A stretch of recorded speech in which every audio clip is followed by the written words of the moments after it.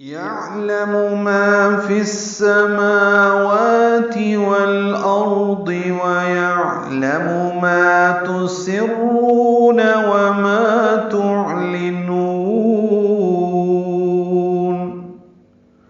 والله عليم بذات الصدور.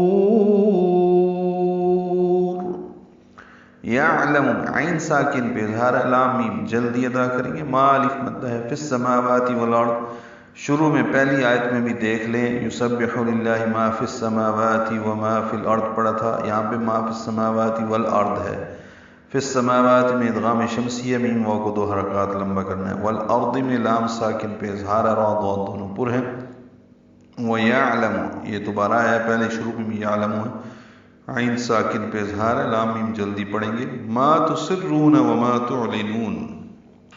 سورۃ النحل آیت نمبر 19 میں واللہ یعلم ما تسرون وما تعلنون، اور اسی طرح آیت نمبر 23 میں یعلم ما یسرون وما یعلنون. یہ 14ویں پارے میں ہے سورۃ النحل میں.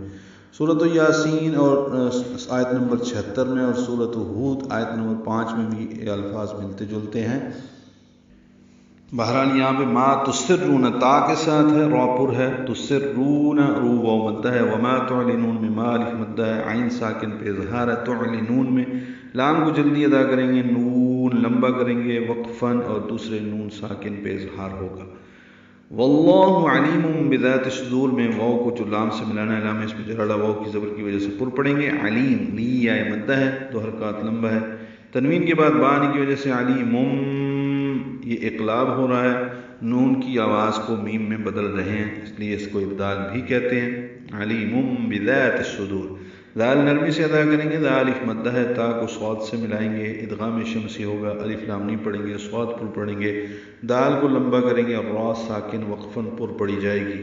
بذات الصدور ملانے کی صورت میں را کے نیچے زیر ہے، را باریک ہوگی. اور یہ الفاظ سورۃ الحدید کے شروع میں آیت نمبر 6 میں ہم پڑھ چکے ہیں.